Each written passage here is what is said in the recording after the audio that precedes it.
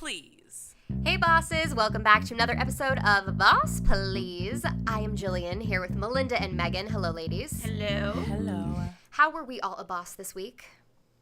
Well, I feel like I was a mega boss this week. I can't wait. Wow, to hear you this. lived up to your brand. I Let's lived hear up to it. my brand. And your face is, you just lit up. I so know, I'm so because excited I to was hear. like this. Really, I felt like such a boss.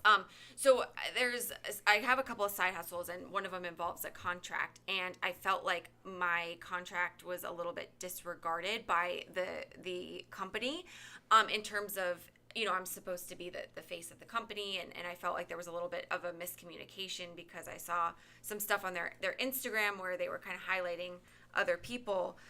So, I mean, there are things like, and ways I could have done it better. I jumped to conclusions and I thought, oh, they don't want to use me anymore. So I definitely, instead of like being a pushover and backing down and being like, oh, and getting all the negativity and all those feelings, I told them, like, okay, listen, this is what's in my contract. Can you verify and what's going on? Basically, I just stuck up for myself, and in this industry, it's very hard to do that sometimes because you feel like you need to just be like, oh, I'm so grateful for the opportunity, but also there comes a point where you're like, no, I've done this and I know my worth, and I felt like it was a moment where I knew my worth, and I let them know, and it was fine, and it all worked out, and it's all good now. So yeah, That's Boss. awesome. yeah. Good Malynda. for you. How are you a boss? How was I a boss this week? You made me just forget because I feel like she had more of a story. Sorry. It's okay. You want we'll me go to to You Jill. go, and then it'll I come know back how- to me. I know how I was I'm getting boss. old, guys. So there have been a lot of changes in my day job recently. And without going into too much detail, a lot of people were unsure about a major decision that was being made. And my job was to kind of reassure them that everything is going to be okay and change is good, change is not bad. It's very hard when you get stuck in sort of the flow. Anybody is resistant to change. I mean, I feel like that's just a human nature thing. But it kind of felt good as a boss, and a boss, actual boss to these people, acting like a boss and saying, you know, you have to see the bigger picture and getting them to see the bigger picture. And it was kind of exciting because once they took a positive outlook on things, we were all like joking around and having a good time, and the sort of culture was, it shifted. Of the office. So it was exciting, and it was a growing moment for me that I had an impression on people like that. So it felt good. That's amazing. Yes. So I actually had to be a boss this week, being self-employed, but I still have people that work for me, and I had to fire somebody. And it sucked. Shoot. Yeah, it sucked because I basically said, look, there's a level of trust that goes beyond friendship because we have been friends for a long time, but this is what I expected, and this is not what was delivered to me. So I'm finding somebody else to complete this job for me. Are you guys still friends? Yes. I was like, oh. It was hard. It was hard, and I don't like having to have that tone with somebody, especially when they're your friend. But I feel like there are two types of people when you are working with your friends. There's the friends that don't want to let you down because they're your friend, and then the friends that are like, oh, it's Malynda, we're friends, and it's like, this is still my company, this is still my life, this is my career, it's my business. Yep. So it is what it is. So it's unfortunate, and I hate having to do that, but I realized I was like, I am the boss, so I have to make these decisions. So it's you tough. guys, our boss moments this week were all like, they're always strong, boss, but yeah. this was like boss. It was a hard Extra week, yeah. boss. So for our boss chat this week, I was doing some more thinking, and I saw this really funny video about the way that millennials interview. And like, we're all millennials, so I kind of wanted to know, why do you guys think we get such a bad rap as millennials? Do you want to go? Okay, I think we get a bad rep because I think our technical, generational, like, Advancements. No. I think there's too many of us. I don't think we're all technically millennials. I think the whatever you call it, the age that you are pinned to be a millennial, our spectrum and the end of it is completely different. We shouldn't all be pinned as millennials. Like, Right. the young generation should be something else. Oh, I thought you meant there's like literally too many of us. I was like, then that's the baby boomers problem because they What needed I'm to like saying is, I use feel protection. like we're getting a bad rep I get what because you're the saying. kids behind us that are also considered millennials, but we are completely different. Like, I we feel like should not be millennials are grouped like with 25 to 34. Totally, that should be. But they're it. like lumping in 18-year-olds. There's like 20 years that are millennials.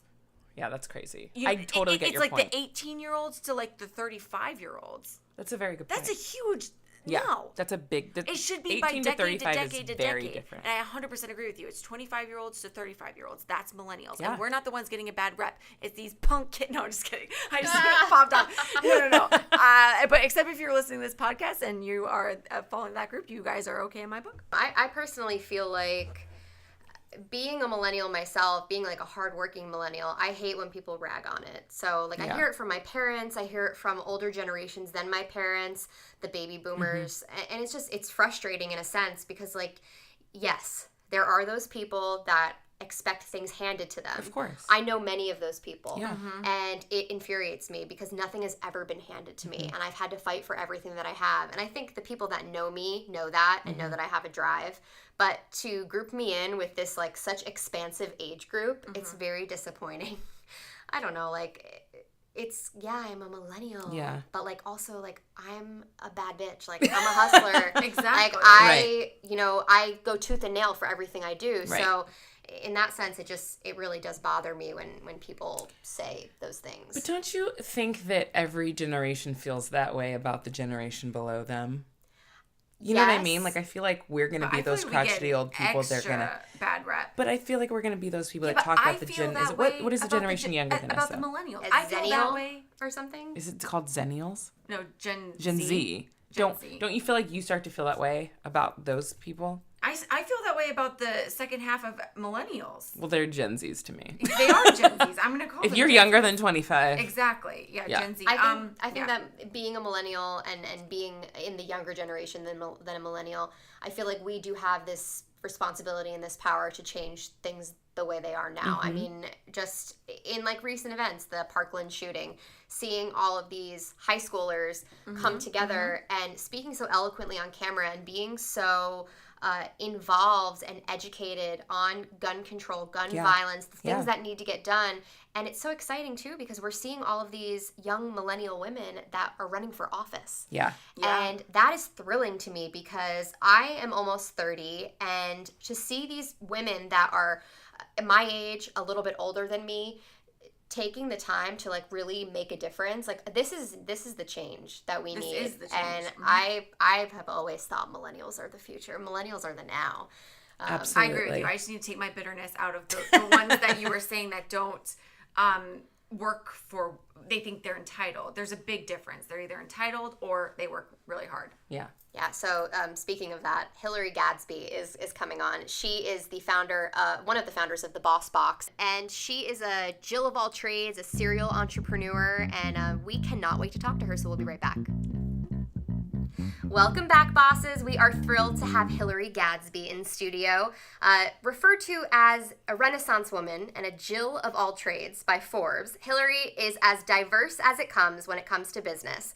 She has an international business degree from the American University of Paris, is a best-selling author, has worked in marketing and event management, for Ralph Lauren, Gucci, no big deal, it's fine. She's the founder of Stiletto Gal, which is a national premium media service and relevant global community for millennial women leaders, and the co-founder of the Boss Box, which we just got, and is Yes, we're so excited. cool. It's a quarterly subscription box and community for women in business, and she also hosts Boss Talks. Welcome. Thank you, Man, ladies. what don't you do, girl? I know, right? Well, it did say a Jill of all trades. Yes, definitely a boss. Definitely Definitely a boss. I We're love very it. thrilled to have you here. It's so Thank you. exciting because we had actually connected through Gwen Lane, who we had on the podcast previously, and her organization, Spark Society. So it's just nice to know that all these bosses that we're talking to, it's opening doors for us. Yes. It's opening doors for you, which is great. I'm sure Gwen will be thrilled to hear I'm that sure. herself. It's great to make Empowered the women connections. help Yes. empowered women. Love Is it. that what it is? Yeah. So you do so much. Where did it all start? What was your first real job? My first real job was when, I mean, it's kind of what you think is a real job, but I started as an entrepreneur when I was 10. Wow. So I'm from Sun Valley, Idaho, which is a very prominent area, ski resort, first ever ski resort. There are a lot of very wealthy people there. And there are a lot of families who come in the summer, in the winter, and I was hired to babysit a lot of different families. And because it's Sun Valley and it's such a prominent area, it was $20 an hour. Yeah, That's girl. like unheard of for a babysitter, right. at 10. Yeah. So I got $20 an hour, and a lot of families kind of heard about me, and so I recruited some girlfriends and ended up making a margin off of them. So I gave them $15 an hour. That's so good. love That's that. so good for them. That's amazing. That's still Yeah. a great Boss salary. at 10 years $15, old. yeah. That is hysterical. So that's kind of how my journey started. And then fast forward to the age of 15. My mother has been an entrepreneur her entire life. She has failed miserably, unfortunately. But she always taught me how to like get back up after I fall, if I fall, and she's always taught me the power of a connection and how important they are in business and in your life. And so at 15, I had the incredible opportunity to meet somebody who, a major casino mogul from Las Vegas. And it was just, I was working in a retail store that sold Ralph Lauren. And he came in with my mom and she said, I want you to meet this gentleman. He's a family friend. He's lived in Sun Valley for so long. And he said, what do you think about the Ralph Lauren brand? Because we were literally standing in the clothing. And I said, well, I love it. I'm a Ralph Lauren girl. I wear it all the time. And he's like, well, if you ever want to meet Ralph Lauren, you just let me know. If you ever want to work for him, he's a personal friend of mine. 15, I was like, oh, that's so cool. Didn't even think anything of it. Didn't realize what it was going to do for me when I was 21. Mm-hmm. So fast forward to college. I moved to Paris, France when I was 19. Wow. I graduated in 2001 with a degree in international business from the American University of Paris.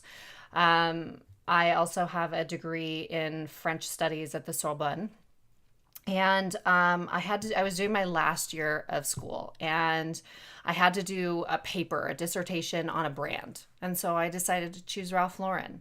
And I called, Steve is his name, and because he gave me his cell phone, I called him and he said, let me know what you need and I'll put you in touch with them. So they put me in touch with Ralph Lauren in Paris, and I got everything I needed for my paper. Got an A. Then I was like, great, what am I going to do? So I was pre-law. I was like, my parents have already paid a ridiculous amount of money to go to this school because it's not only the tuition, but it's also room and board is not like an American college. Oh. It's like an apartment. So I was staying in an apartment. So I grew up pretty quickly. And so I was like, well, I'm going to just get an internship because law school is going to be even more expensive. And I need to start working and making some money to help my parents out.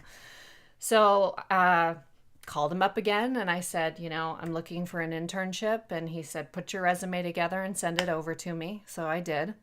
And 2 days later, I got a call from David Lauren, Ralph's son. Oh, wow. And he said, and we had a little interview over the phone, and he said, be at this place at this time a couple days from now. And it was my interview with Human Resources at Ralph Lauren.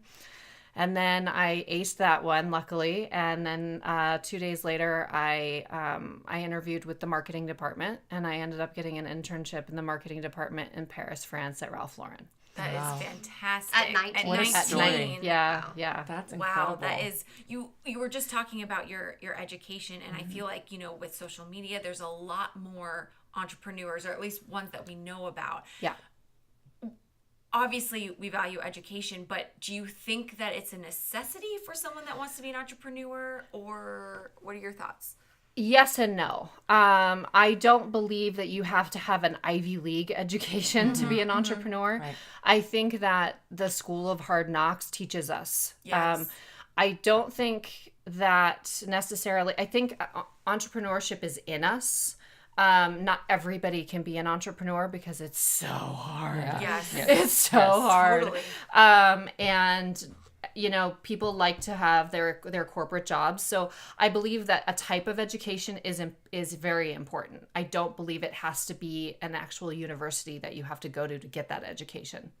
Yeah, That's great. I love that. Yeah. I love that. Well said. Yeah, absolutely. So tell us a little bit about Stiletto Gal, like how you Sure. started that, the message behind it, all of that. Sure. So I started Stiletto Gal because I wanted to brand myself. And I am known for wearing really cool shoes, always very high because I'm only 5'5" and I want to look 5'11". And so, I wanted to kind of figure that out. And I was sitting with a blogger friend of mine in a cafe in Santa Monica, and I was just like, we were just talking. She's like, I love your stilettos, and it popped in my head, Stiletto Gal. And she was like, you have to buy that. So I went on, name.com, GoDaddy, whatever it was, bought it. And couldn't believe it, didn't know what I was going to do with it, and I started out as a blog. So I blogged 5 days a week on my life as an entrepreneur, as a woman entrepreneur. So it was my life as a woman entrepreneur as told by my shoes. So what shoes do for me is they provide confidence. So when I'm in a high heel, I feel extremely confident. I can own a room.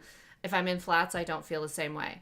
So I started to build out what my life was like as an entrepreneur, everything that I went, and 5 days a week is a lot. So Yeah. I pared it down to only a couple of days. And the most pivotal day was every Thursday, which was walk a mile in her shoes. So I featured a woman in business and what she did. So, and that kind of started my, my journey on inspiring other women. So from that, in 2014, it turned into a speaker series called Secrets of Successful Women Entrepreneurs. My first guest was Tony Ko, the founder of NYX Cosmetics. It was live at 41 Ocean in Santa Monica. And it went it's been going on. We rebranded it Boss Talks last year.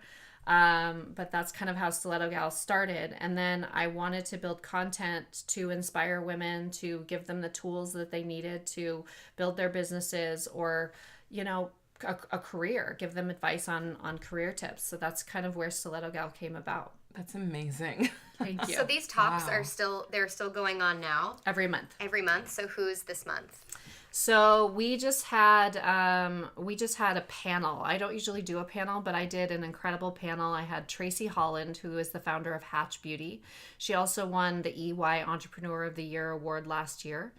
And it's a beauty incubator. So she helped brands like Dollar Shave Club and I believe it was Bliss Cosmetics. And so she was one of them. And then we had Courtney Dorn. Courtney is, she's with Vertical Companies. She's president of brands. It's a cannabis company, and they're building these incredible brands with cannabis.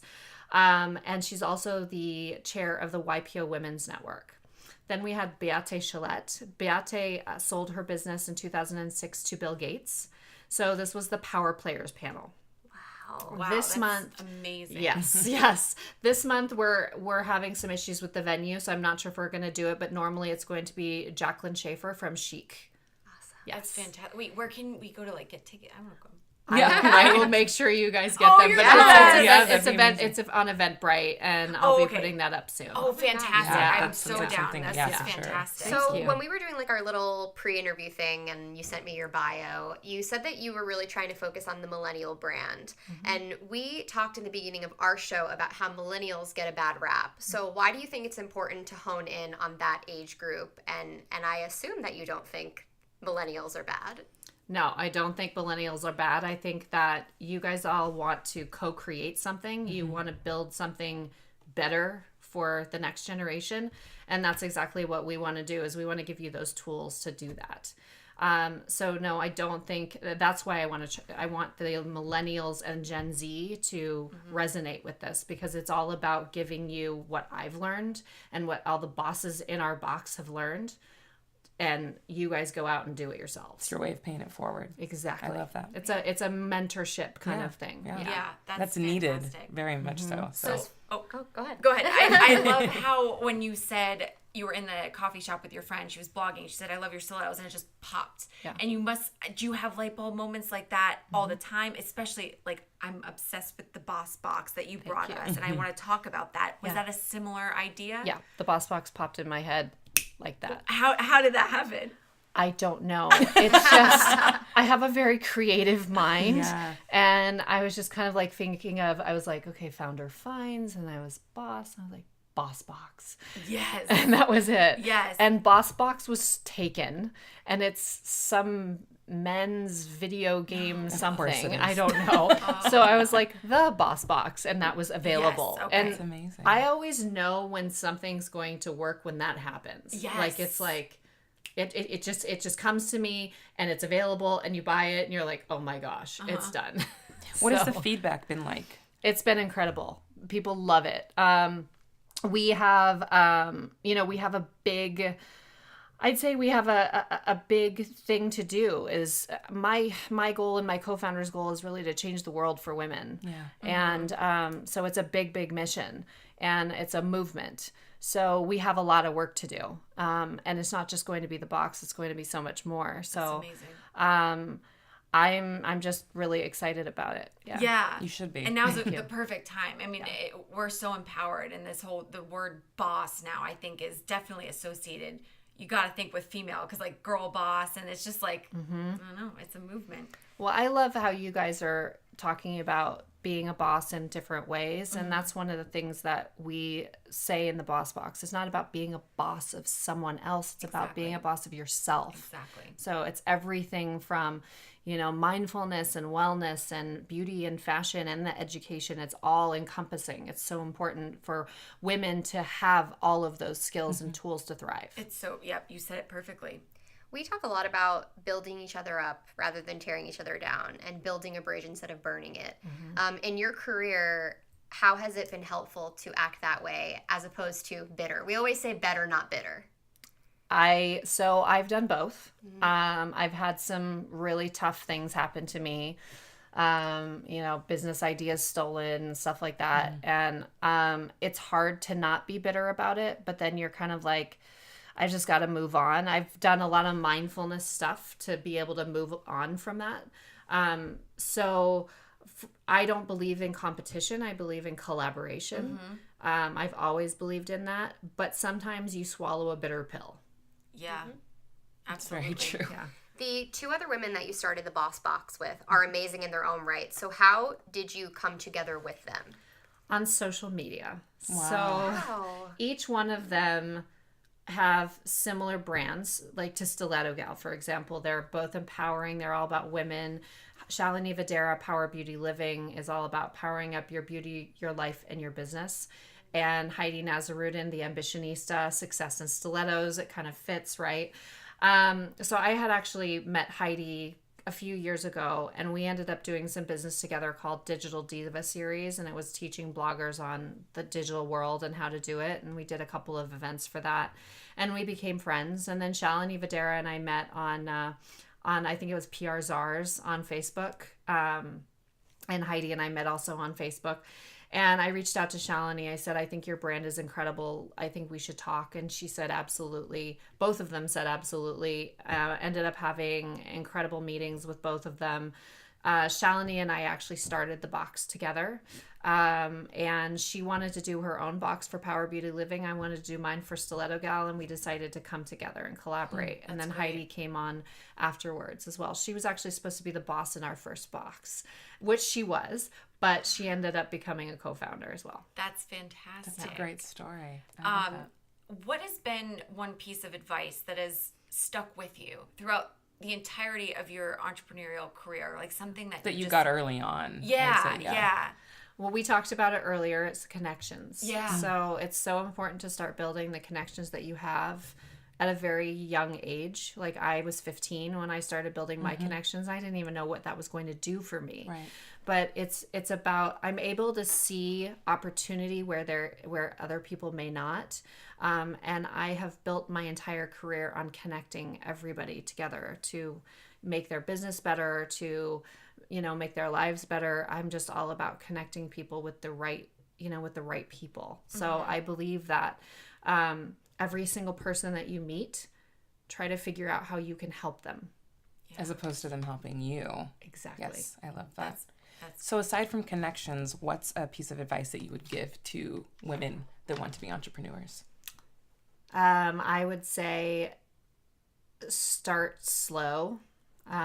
Get your house in order, quote unquote. Make sure you have the right advisors. Make sure you understand what you need to do legally, financially.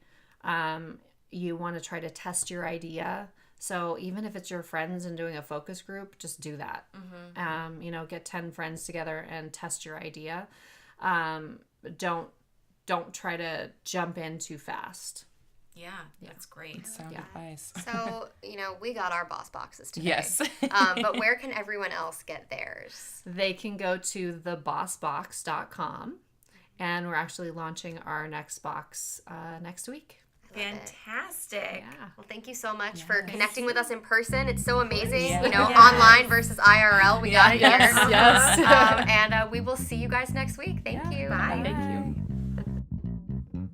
Follow us on Twitter, Instagram, and Facebook at Boss Please Pod. And don't forget to rate, comment, and subscribe on iTunes. Navigate the path to your best self with us, because bossing together is always better.